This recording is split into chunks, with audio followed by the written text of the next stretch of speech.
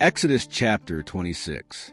So when you're making the tabernacle, you got to do it with 10 curtains of superfine linen and make M in blue, purple, and scarlet total statement colors. Oh, and don't forget to add some rad chair designs in there, all skillfully done.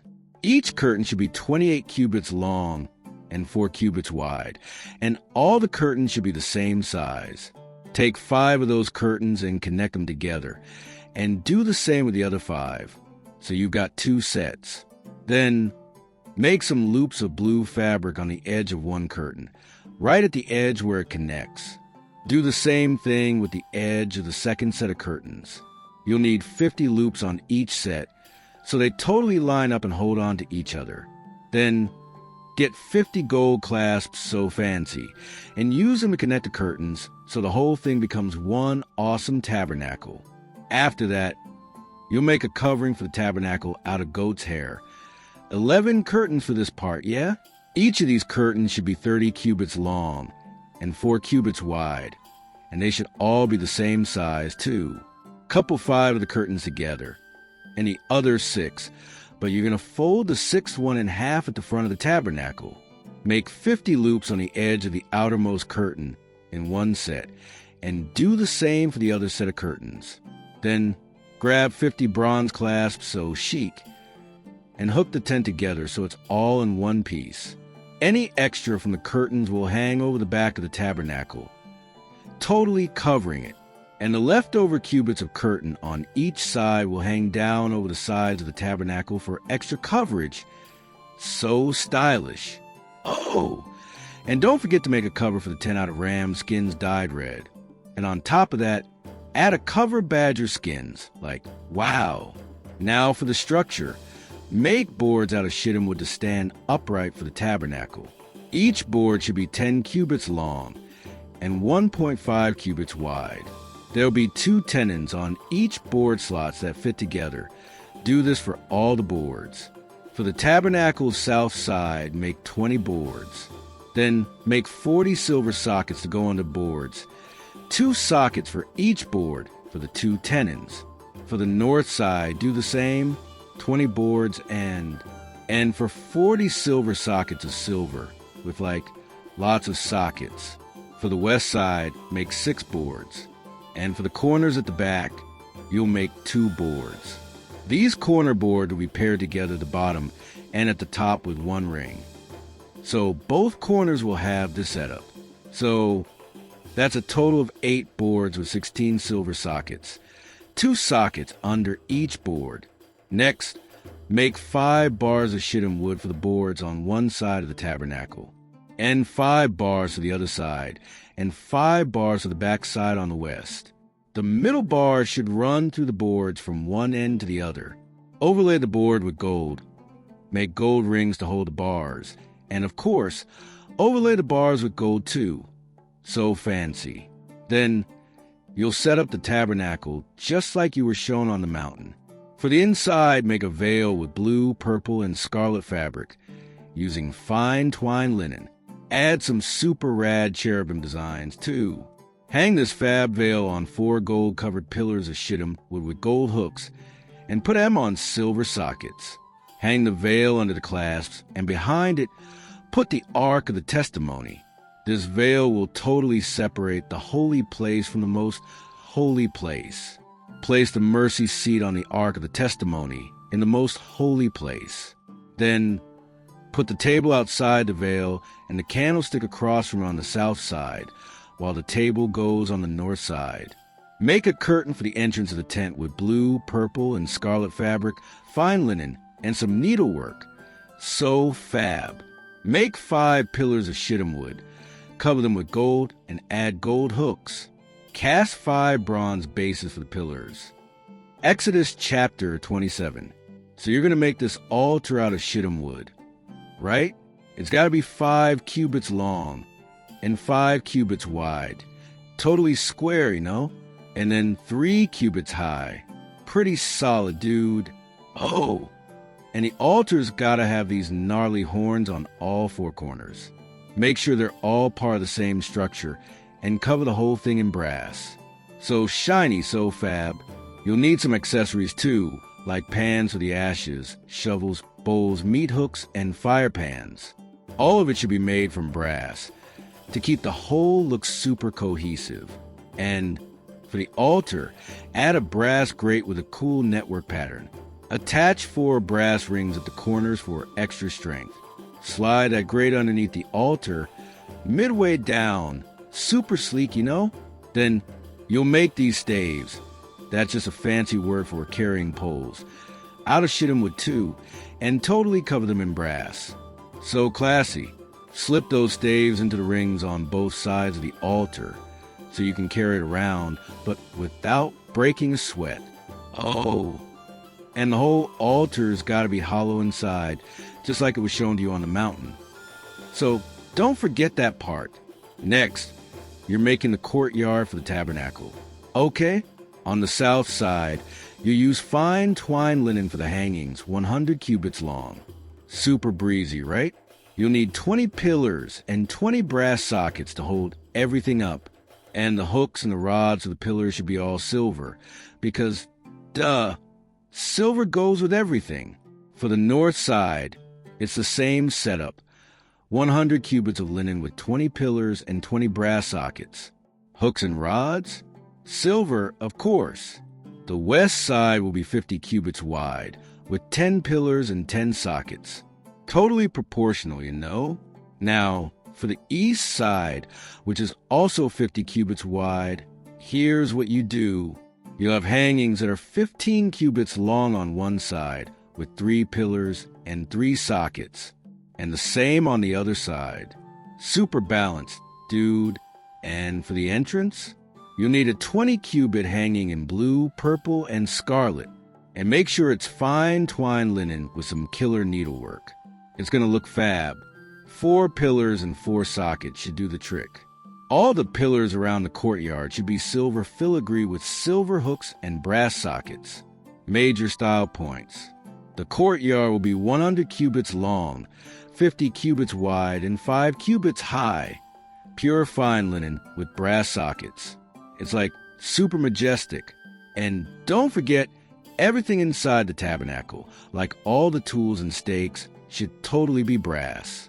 Keeps everything looking sharp.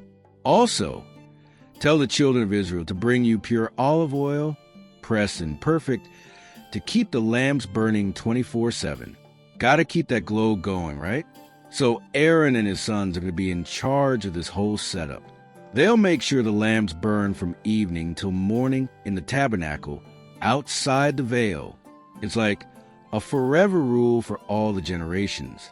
No exceptions. Exodus chapter 28. So, Moses, dude, you're going to grab your bro Aaron and his sons, Nadab, Abihu, Eleazar, and Ithamar from the Israelites, because they're going to totally rock it in the priest's office of me, and make Aaron these super fab holy outfits. They got to be totally glorious and beautiful, you know?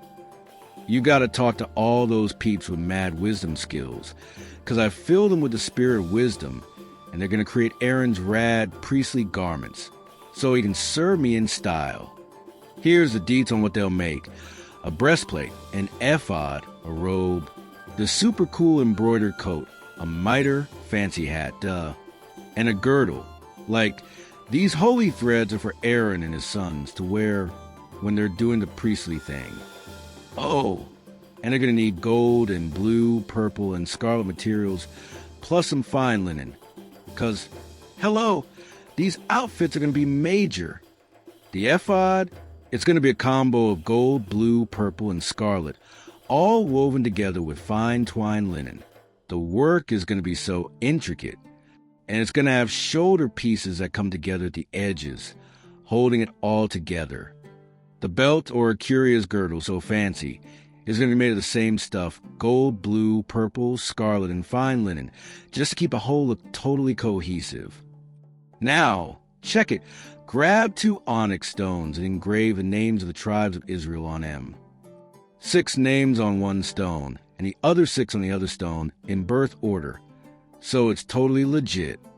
Get a pro stone engraver to do it, like someone who knows how to carve a signet, you know? Then set them in gold settings 'cause we're keep it high class. Put those stones on the ephod shoulders, so Aaron can carry the tribes of Israel on his shoulders before the Lord as a memorial. And don't forget to make some more gold settings for this. You're also going to make 2 chains of pure gold, like all twisted up in that fancy reef look, and attach them to those gold settings. Now for the breastplate. This is the centerpiece. It's got to be made with the same kind of work as the ephod, gold, blue, purple, scarlet, and fine linen, all woven together with total skill. Make it a perfect square doubled up. It'll be about a span in length and breadth. Then you're going to set 4 rows of stones into it. The first row's got a sardius, a topaz, and a carbuncle, major bling. The second row, it's going to have an emerald, a sapphire, and a diamond, like shine bright, you know? For the third row, you're looking at a ligure, an agate, and an amethyst, so gorge. And the fourth row, a beryl, an onyx, and a jasper. They'll all be set in gold settings, 'cause, everything's better with gold. Each stone's going to rep one of the 12 tribes of Israel. Their names will be engraved on the stones like signets, so each tribe has their name shining on the breastplate. Then make 2 gold chains, like twisted gold ropes, and attach them to the breastplate at the ends. You'll also make 2 gold rings and put them on the 2 ends of the breastplate. Attach those fancy gold chains to the rings at the ends of the breastplate, and then fasten the other ends of those gold chains to the gold settings on the shoulder pieces of the ephod, making everything totally connected. So make 2 gold rings, okay? And put them on the ends of the breastplate at the sides near the inside of the ephod. Super strategic placement, you know?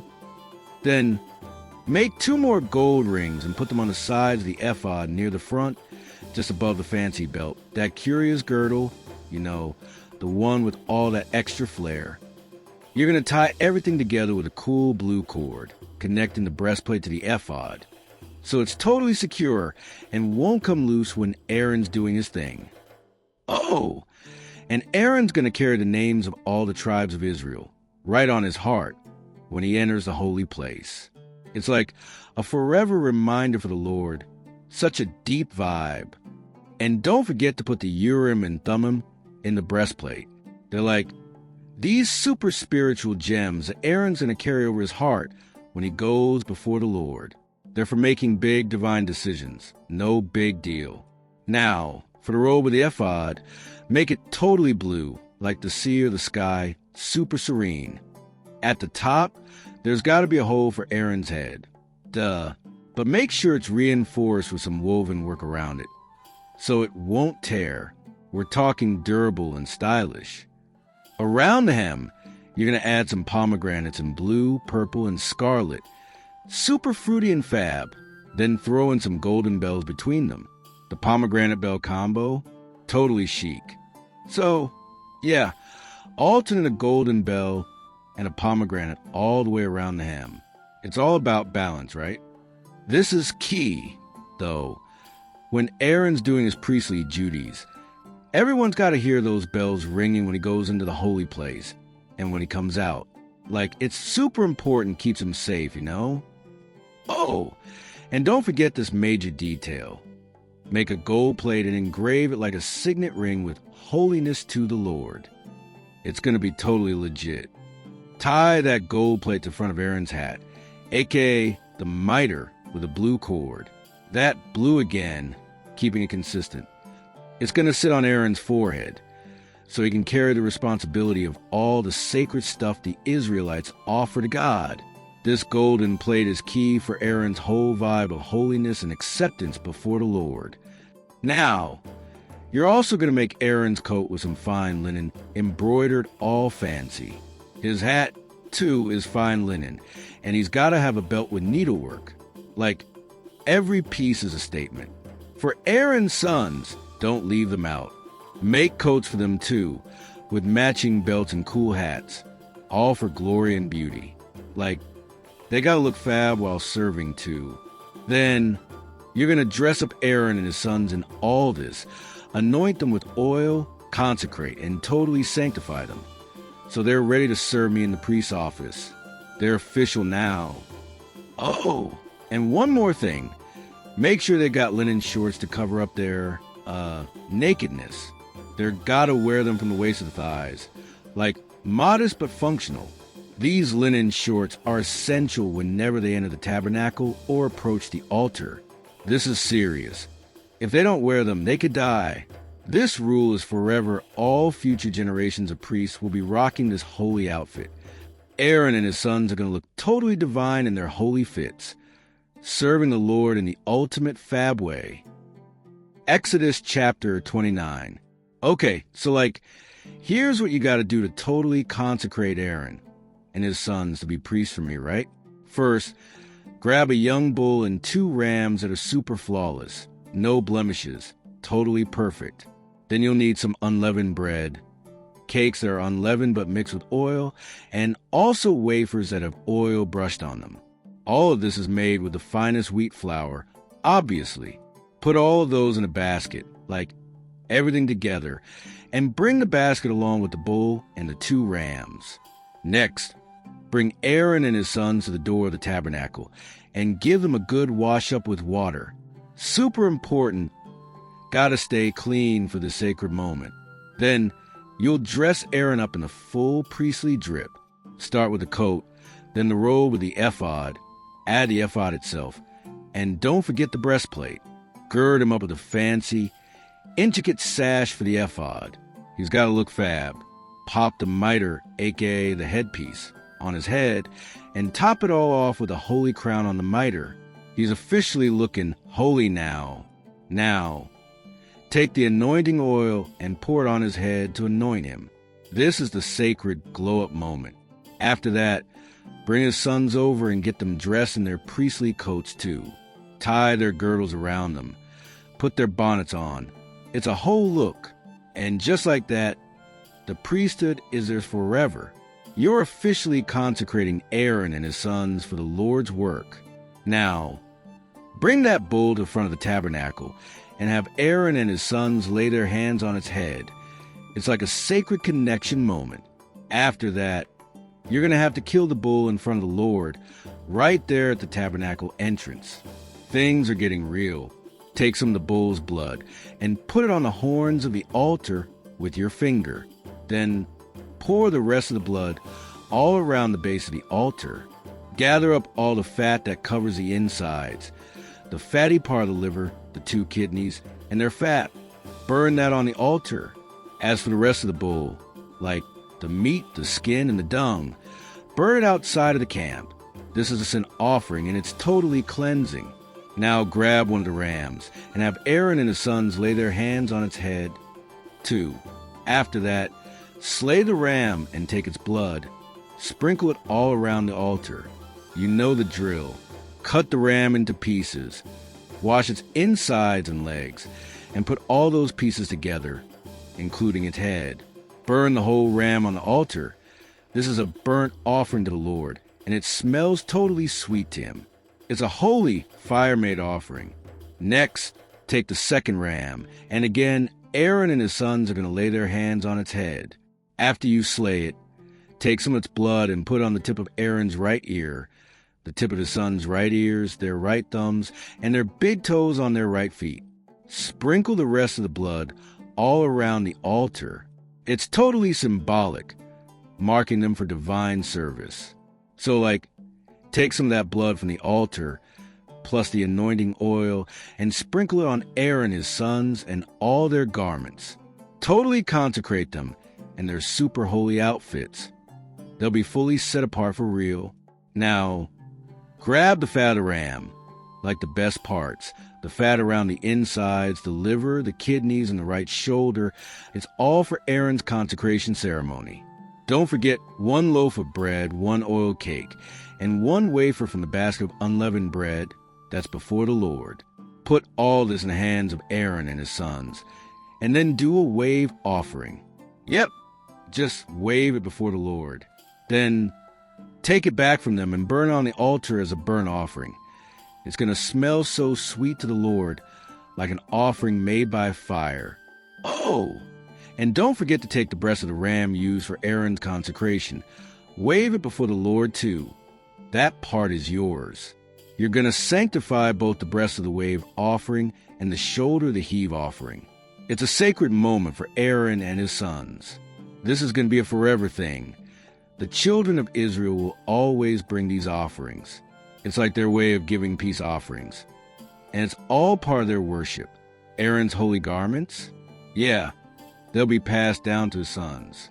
They'll be anointed and consecrated in them for generations. When his son steps up as priest, he'll wear these sacred threads for 7 days when he serves in the holy place. Then take the ram of consecration and cook its meat in the holy place. It's a sacred meal. Aaron and his sons will eat that ram and the bread from the basket at the door of the tabernacle. It's like their official consecration meal. Only they can eat it because it's super holy. No strangers allowed, for real. Anything left over by morning, you gotta burn it. It's not for snacking later, 'cause it's holy. Do all this exactly like I commanded, and consecrate Aaron and his sons for 7 days straight. It's a whole ritual. Every day, offer a bull for atonement to cleanse the altar. You'll anoint it to make it extra holy. For 7 days, you'll make atonement for the altar, and then it'll be most holy. Whatever touches it will be totally sacred. Here's what you're going to offer every day. 2 lambs, 1-year-old every single day. Offer one in the morning, and the other one in the evening. With the lamb, bring some fine flour mixed with oil and wine. It's like a divine feast offering to the Lord. Do the same for the evening lamb. It's all for a sweet-smelling offering made by fire. Totally fab. This offering thing will go on forever, throughout all your generations at the tabernacle's door. That's where I'll meet you to chat, for real. And when I show up, the tabernacle's gonna be filled with my glory. It'll be lit. I'll sanctify the tabernacle, the altar, Aaron and his sons. They're all gonna be next level holy to serve me. I'm totally gonna chill with the children of Israel and be their God. And they'll know that I'm the Lord, the one who brought them out of Egypt so I could dwell among them. I'm the Lord, their God, no question. And just so everyone knows, I'm the Lord your God who brought you out of Egypt so I could dwell among you. It's the ultimate bond, you know? I'm always here for you. Totally awesome. Exodus chapter 30. Okay, so you're going to make this altar to burn incense on, right? It's got to be made out of shittim wood. Super sturdy, you know? It's going to be a cubit by a cubit, so totally square and like 2 cubits high. Oh, and the horns? Same wood, babe. But here's the thing. Cover the whole thing with pure gold. The top, the sides, even the horns, just like gold everywhere. And make a fab crown of gold around it. 'Cause why not? Now add 2 gold rings right under that crown, on the 2 corners, yeah, both sides. That's for the poles, so you can carry it around. Oh, and the poles? They gotta be made out of shittim wood, too. Then cover those bad boys with gold, of course.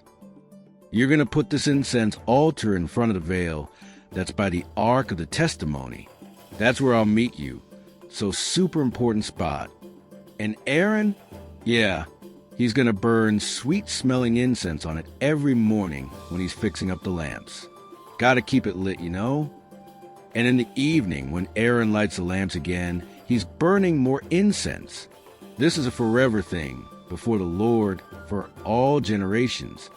But no weird incense or sacrifices on this altar, okay? No meat or drink offerings. That's not the vibe here. Once a year, Aaron's got to make atonement on its horns with the blood from the sin offering. Like, once a year, without fail, for all generations. This altar is super holy, guys. Then the Lord was like, Moses, I've got some more instructions for you. When you take account of the Israelites, each person has to give a ransom for their soul to the Lord. So no plague breaks out when you're doing the counting. Safety first, right? Everyone who's counted gives half a shekel, using the shekel of the sanctuary, which is 20 gerahs. That's the Lord's offering, babe. Anyone who's 20 years old or older and gets counted has to give this offering to the Lord. Whether you're loaded or not, everyone's given the same amount, half a shekel, when they're making atonement for their souls. Equality, you know? Then you're going to take this atonement money from the Israelites and use it for the service of the tabernacle. It's like a memorial to the Lord to make atonement for their souls. Then the Lord was like, Moses, there's more. You're going to make a bronze basin and a bronze base for washing. Put it between the tabernacle and the altar and fill it with water. Aaron and his sons will wash their hands and feet there. Got to keep it clean. Whenever they go into the tabernacle or get near the altar to serve or burn offering, they've got to wash up so they don't die. Super important. So yeah, wash those hands and feet every time they approach the altar so they stay alive. This is a forever rule for them and all their descendants. So the Lord was chatting with Moses and was all, "Hey, Moses, listen up. You got to gather these totally righteous spices. Grab 500 shekels of pure myrrh, 250 shekels of sweet cinnamon, half that, babe, and 250 shekels of sweet calamus. Oh, and don't forget 500 shekels of cassia, measured by the sanctuary shekel, plus a good amount of olive oil, a whole hin's worth. Now, here's the deal. Mix it all up into this rad holy anointing oil. Like, make it super special. Crafted like a pro apothecary would. It's going to be this sacred, holy oil. With this oil, you're going to anoint the tabernacle of the congregation and the ark of the testimony. Bless all the things, dude. That means the table, all its cool accessories, the candlestick and all its little parts, plus the altar of incense, everything. Anoint the altar of burnt offerings and all its gear, and the laver, aka the basin, and its stand. Seriously, sanctify it all. Once you anoint them, they're going to be like mega holy. Whatever touches them. Yep, it's going to be holy too. Also, take that anointing oil and totally anoint Aaron and his sons. Make sure they're consecrated so they can serve me in the priest's office. Super sacred stuff. Tell the Israelites, this oil, it's special, holy anointing oil just for me. And it's got to stay that way forever, generation after generation. Like, seriously, don't go pouring it on just anyone's skin. And don't be trying to make a knockoff version, okay? It's holy, and it's got to stay that way just for you guys. Whoever tries to make a copycat version of this oil or puts it on someone who's not supposed to have it, yeah, they're getting cut off from the people. Like, no joke. Then the Lord was like, okay, now for some killer perfume. Grab sweet spices, stacte, onycha, and galbanum, and throw in some pure frankincense. Make sure it's all in equal amounts. Mix those sweet scents together, like a total perfume pro would. Make it pure, holy, and oh so perfect. Grind some of it super fine, and place in front of the testimony in the tabernacle, where I'll meet you. This perfume, it's going to be the holiest of holies. And don't go making this special perfume for yourselves. It's reserved for me, the Lord. It's holy, so treat it like it is. If anyone tries to whip up this scent for their own use, like to wear it, they're getting cut off from the people. No exceptions. So keep it holy, stay fab, and follow the vibes the Lord laid out, okay?